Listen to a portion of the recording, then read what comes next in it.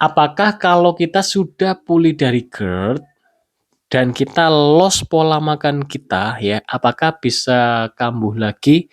Oke, jawabannya adalah bisa. Ini adalah video saya kesekian kali setelah saya pulih dari GERD, setelah di video sebelumnya ya saya udah bahas GERD bisa kambuh lagi saat saya bikin di tepi kolam renang ini, video saya ini ya di sebelah ini. Itu saya kambuh ya atau ya dibilang kambuh iya ya atau dibilang istilahnya kumat lagi iya ya. Ya kita harus mengakui kalau GERD kita ini kambuh akibat kesalahan kita dalam pola makan. Pada saat itu di video ini, di video yang di sini nih, saya gara-gara mie gacoan. Ada yang komen juga, ada yang sama gitu ya. Nah, saat ini berbeda teman-teman. Saya kambuhnya ini gara-gara cilok ya atau jajanan ini pentol ya seperti itu. Ini terjadi di kurang lebih di 3 hari yang lalu ketika saya mudik ke Mojokerto ya. Sebelumnya saya udah jajan cilok, saya udah makan los ya, makan snack semuanya saya makan, kerupuk-kerupuk saya makan, udah saya tidak ada pantangan lagi ya. Padahal saya sudah bertekad ya setelah saya tenggorokan saya mengganjal gara-gara di video ini ya karena saya makan mie ya. Itu saya udah bertekad, oke saya harus meminimalkan makan yang bergluten atau tepung terigu. Namun teman-teman, apakah yang terjadi kalau kita ini tetap konsumsi? Di sini terjadi ini ketagihan atau apa craving ya istilahnya ya. Terjadi ketagihan sehingga mohon maaf tidak terkontrol. Saya makan ciloknya kebanyakan. Kemudian apakah yang terjadi teman-teman? Saya kelingan parah. Ini udah hari ketiga, kelingan saya sudah mulai membaik.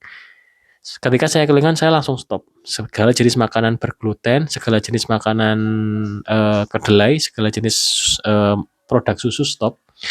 Kemudian fokus dengan protein hewani, nasi, sayur bening, probiotik gitu ya masuk semua. Tidak instan teman-teman. Di 3 hari ini masih kelingan, namun tidak separah dulu ya. Kelingannya itu parah itu sampai saya saat 3 hari yang lalu itu saya nyetir, saya berhenti di tengah jalan karena sesak. Sepertinya saya sesak ini karena jantung saya ini berdebar karena saya kelingan saya paksa. Sehingga tubuh saya ini ya memberikan sinyal bahwa memerlukan asupan ya, asupan oksigen gitu ya dalam posisi ketenangan ya. Sehingga saya berhenti teman-teman. Sempat deg-deg. Jadi seperti kalau dulu saya serangan panik itu takut ya, takut serangan jantung. Namun setelah saya periksa ke poli jantung, jantung saya tidak apa-apa. Jadi saat mengalami seperti serangan panik kemarin itu saya tenang. Saya tenangkan diri saya ya, kelingan saya biar pulih membaik gitu. Nah, kemudian besoknya ya itu masih kelingan, saya ngantar anak saya itu ndak kuat motoran ya kelingan. Kemudian besok saya istirahat total, tidak keluar, tetap fokus di pola makan teman-teman dan alhamdulillah ada peningkatan. Saya udah mulai ndak begitu kelingan ya, namun ya juga masih inilah agak lemes ya istilahnya seperti itu. Dan setiap dan memasuki hari ketiga udah mulai enak ya, namun masih belum berani saya melaksanakan aktivitas seperti nyetir ya atau motoran yang jauh belum berani karena biar pulih total. Nah, dari sini bisa kita ambil kesimpulan teman-teman ya.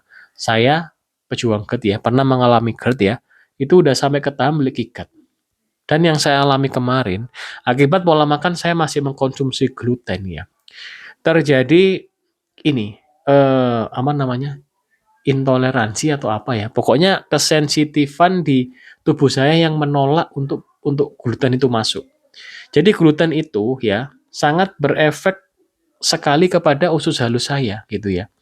Sehingga kalau saya konsumsi sedikit mungkin tidak apa-apa. Namun kalau dari sedikit kita mesti ketagihan, itu jelas kita akan makan lebih banyak. Nah, oleh karena itu, langkah selanjutnya yang akan saya ambil yaitu saya tidak akan makan yang bergluten. Jadi, kita harus pensiun. Stop untuk makan yang bergluten atau yang dari gandum. Kalau kita lihat makanan yang bergandum itu banyak sekali, teman-teman, ya. roti tawar ya, kemudian roti kukus ya, segala jenis jajanan seperti batagor, siomay, martabak manis, martabak telur, kerupuk ya, kemudian snack-snackan ringan teman-teman ya, kemudian gorengan itu, pentol ya, cilok itu ya, itu harus kita hindari teman-teman. Kalau kita mau ingin membuat jajanan sendiri, kita harus menggunakan yang non gluten. Apa aja itu? Tepung jagung, tepung singkong, tepung pati Garut bisa. Setelah saya teliti, ini saya ikhlas. Saya menerima bahwa saya tidak akan konsumsi gluten lagi. Saya ikhlas. Karena saya ambil referensi, ternyata gluten ini atau gandum ini adalah bukan makanan warisan dari Nusantara kita. Warisan Nusantara kita makannya ya singkong itu teman-teman ya. Jadi saya dengan tersenyum ya, dengan besar hati dan dengan kesadaran penuh ya, saya akan semangat ya dan akan menginformasikan kepada teman-teman semua bahwa jangan takut untuk melepas gluten. Kenapa? Karena gluten itu bukan warisan Nusantara kita. Gluten masuk ke Indonesia kurang lebih di sekitar tahun 1800-an ya.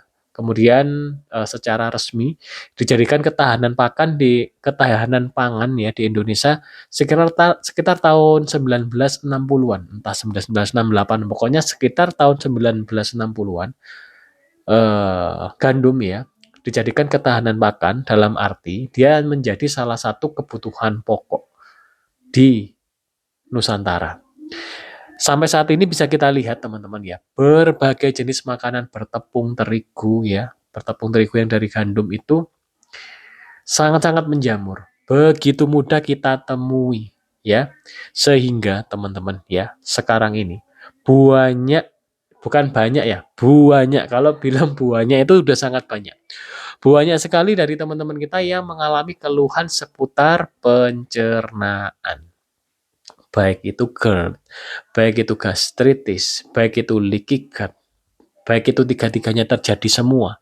Bukan hanya itu teman-teman ya, gula tinggi teman-teman ya, tensi tinggi teman-teman. Itu juga bisa jadi dipengaruhi oleh terlalu seringnya kita makanan yang bertepung tadi. Karena kita ketahui tepung terigu tadi juga ini sangat mudah untuk menaikkan ini kadar gula darah kita. Ya, sehingga biasanya itu juga berdampak kepada tensi kita gitu. Oke teman-teman, semoga video saya ini, pengalaman saya ini sangat berharga bagi teman-teman ya, karena ini sebuah pengalaman ini adalah guru yang paling berharga. Karena apa? Kita tidak berbicara teori, kita berbicara tentang praktek yang sudah terjadi dan berusaha kita perbaiki sendiri dengan langsung istilahnya menangani secara mandiri dan alhamdulillah ada hasil. Semoga dengan video ini teman-teman menambah wawasan teman-teman seputar lambung ya. Jadi tidak terbatas pada keluhan lambung saja, namun di usus halus kita ini dia adalah penyerap nutrisi utama nih dalam untuk tenaga kita. Makanan kita ini adalah bahan bakar kita untuk bisa beraktivitas ya, dan makanan kita diolah oleh pencernaan kita. Oleh karena itu mari kita perbaiki pencernaan kita dengan cara lebih baik kita hindari saja. Masih ada makanan yang bisa kita makan selain makanan yang bergluten atau bertepung tadi.